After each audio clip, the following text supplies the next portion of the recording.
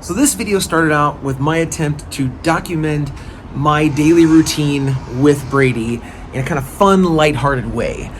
What it ended up becoming was some video documentation of the most difficult and frustrating day that we've experienced with him in the month that we've had him. So if you have a new puppy and you are struggling with some situations, just know that A, you're not alone, B, you're probably still doing most things right, but there's definitely gonna be some rough days, like this one. Did you fall asleep with half your face in the water? Brady. Why is your dog so goofy?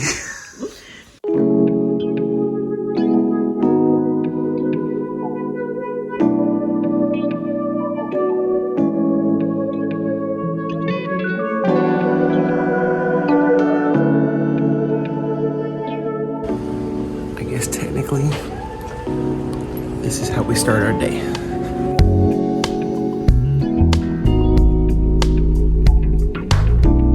But Brady, he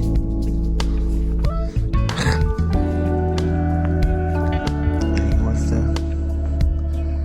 just cuddle with his little dog. Hey.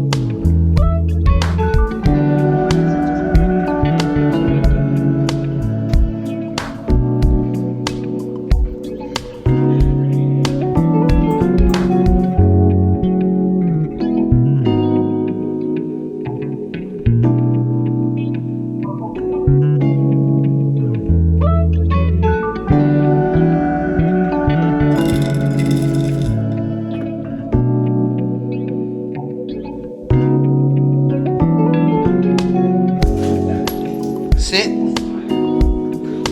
Good boy. Stay.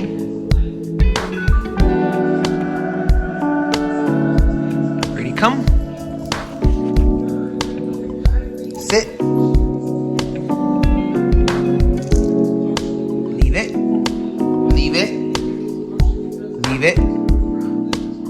Okay. All right, sit and stay. Stay.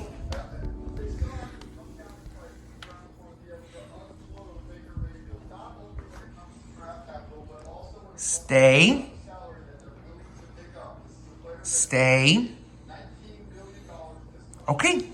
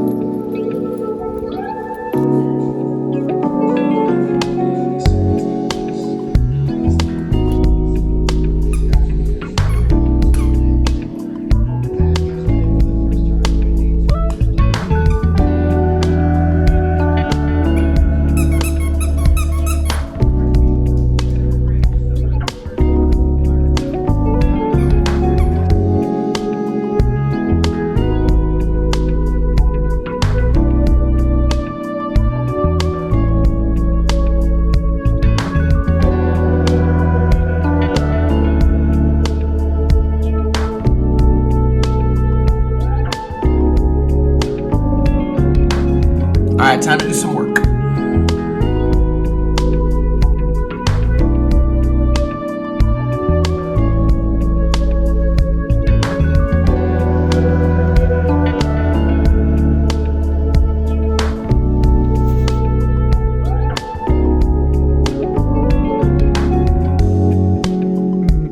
right, it's like noon, so should we take him out of the crate, wrestle his little puppy out of his mouth,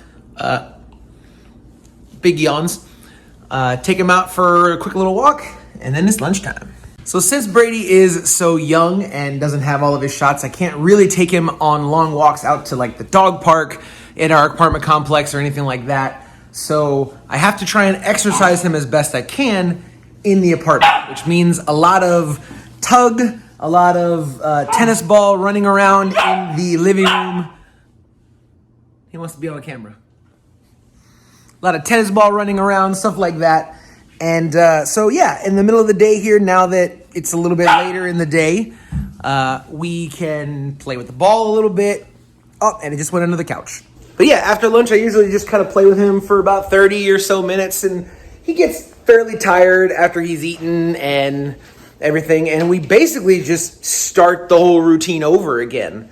I will basically wear him out a bit, put him in the puppy pen, take him out as he needs it, and then around 2:30 or so, I will put him back in the crate, and so I can finish my day. So he takes a little bit of an afternoon nap or so, and then once I get off of work, usually around 4 or so, I'm able to... quit biting the couch, bud, come on. He's starting to lose interest. I think he's getting tired. I'm able to get a run in after work, usually while he's still in the crate, and then come back in, take a shower. And so that's where we'll pick it up after work, and we'll show you the evening routine.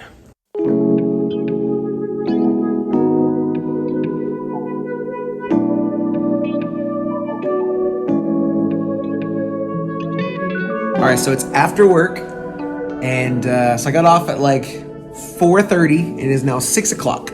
Melissa's almost home. This is usually when we feed him for dinner, but he has been exceptionally rowdy today.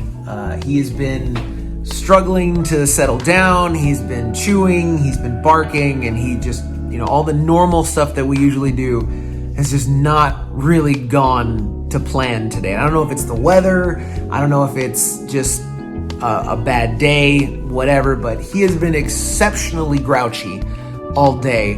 And now that, work is over and, I was able to finally kind of like run around with him, is when he's finally falling asleep. And I was trying to get him to sleep by my feet today while I was working all day, and not successful in doing so. Now that I just kind of brought him back from, taking him out again, he literally on his own just went under my desk and fell asleep. It's incredibly frustrating to know exactly what your dog needs and not really be able to give it to him, because I think I said this already. He's only 12 weeks old, so we're waiting on our last round of shots, so he can't really go outside and out to the dog park and out to that kind of stuff. I know he has a ton of energy, and I know that he just needs to be exercised, but we live in this small apartment, and it's incredibly difficult to do the amount of exercise that I know he needs. Training is going fairly well, to be honest with you. We have not really had any problems potty training him. He's been going outside, and he will kind of let us know that he needs to go outside before actually having an accident in the house, which is amazing. I'm so grateful for that. For the most part, he comes when you call him. He knows sit and stay fairly well. We're able to get him to not lunge at his food. We get him to wait and stay before actually going into the crate to eat. And to this point, crate training has even gone fairly well. In the evenings, we're able to kind of put him in there, and with minimal fuss, and most nights he doesn't even make a peep. I say that, and there he is right now. And I don't know if he's jealous that I'm talking to you or what, but he was just super quiet for the last 30 minutes. I was talking to my dad on the phone, but now he's throwing a little temper tantrum. It is his dinner time, so maybe he's just hungry. But anyways, we feed him the third meal of the day with just the training. So hand feeding him, training, sit, stays, we've done leave-its, we've done a bunch of other stuff. We don't put a bowl in the crate for dinner. So that's what I'm gonna do now, because Melissa's taking a little bit longer to get home from work. So I'm gonna go ahead and feed him so then I can start cooking dinner for us.